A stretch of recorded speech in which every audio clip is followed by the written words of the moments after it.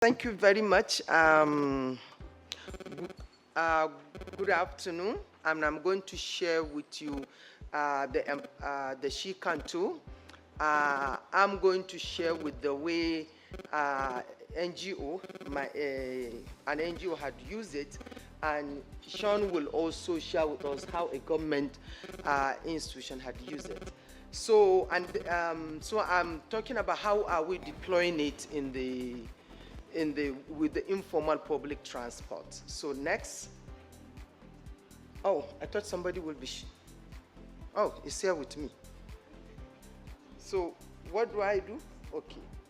So Nana, that is the name of the organization, Nana Girls and Women Empowerment Initiative. We've been working on the area of gender-based violence, but we've never see the connection between transport and the issue of gender-based violence. And despite the fact that many girls who are going, who you call the cycle here, boda, okay, despite they complain a lot, but we didn't see the connection. And it was for Nana's engagement, involvement with Empower that really opened our eyes on the need to really take this issue seriously. And the reason why we've been running away from it is actually is because of the transport sector is informal. 80% of transport sector in Nigeria, and especially in some part of in the northern part of the country, it's really informal. And so therefore, to even begin to link it up was really very difficult. As I've said, the She Can tool and the Empower had given us the resources and the knowledge to be able to see that connection. So I'm going to quickly share with you, maybe two because of time. I came with three, but I'll share with you two. One was, as I've said, the informal sector. The Nigerian road transport sector dominated by the trade unions. Those who are familiar with it, especially the NURTW, the NATO. They dominate even the stations, the motor stations, the bus stations, and they dominate the operation of the transport. And because of that, and research by Empower and also by another UK ed has shown a lot of women complain bitterly about that problem. So for example, and I've had here, many passengers and also women taxi drivers have complained the way in which they have been discriminated, abused, as I've had here. Abused, in fact, somebody was even slapped at. One of the conductor she was pregnant, she was slapped, she reported to the operator, and she said, oh, you know what, don't worry, please, you can't deal with passengers. Passengers are our client. It's true, then we get money, so please tolerate them. So what we're saying, the women drivers have no place to report.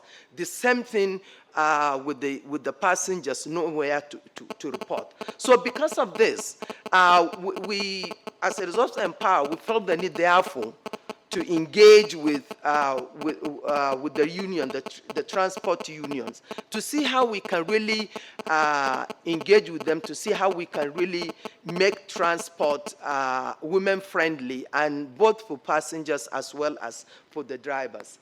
To do that, we've done a lot of campaign with the trade unions. We visited some of the drivers, sensitized them on what to do, and using all the Empower resource materials that we have. As Jill said, it's really a very good resource for everybody. So we use a lot of it, and we really now we are working on how do we then get women to where can women send their complaints on, and that's the next line of action.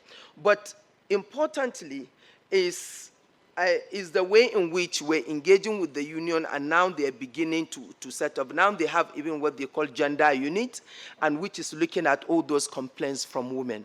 And lastly, the second example I want to talk about is about the school students. school children going to school. Many of them, because they ride on border, is it border, they call it, they ride on border, and they complain a lot.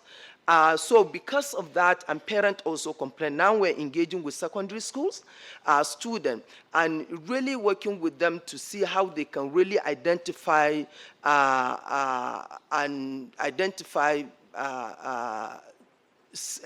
element of abuse, and what different touch means for them, and where to report to. So we're really using I'm not going to, because Nana also has a female mechanics where they repair vehicle, and each time women bring in their vehicle, we also use that to sensitize them about all of this. But the most important thing for me, and that is for the organization, is what is coming up. Now we agreed, and that's, I say, sustaining empower momentum. We build the momentum. Is now what next? And so we've agreed with these two big trade unions, very powerful politically, financially. We've agreed with them to really come up with some mechanism for that to really make transport safer for women. So even I have heard also here about some of the motor, we call them motor park here, so I don't know what to call it, but the motor station, the vehicle stations, many of them, they don't have toilet facilities, they don't have even a place for women to sit. And these are all the basic things women were asking. And they're collecting a lot of money using that from that station. They tax for every passenger they tax. In one station we checked, they get about more than 700 vehicles in a day. So they're taking a lot of money, yet they are not making provision, facilities, infrastructure that is relevant for women. So we're engaging with them on that, and they've agreed for us to sit down to develop even a kind of a charter, customer charter, between for women, and so that women then will be able demand based on what they are demanding, they will be able to get what they want, and that is what we intend to do beyond Empower. And we intend to have that meeting in January. We even fix it 28th January to sit down to develop something, and then for it to be used and be put in every station across the country. Thank you.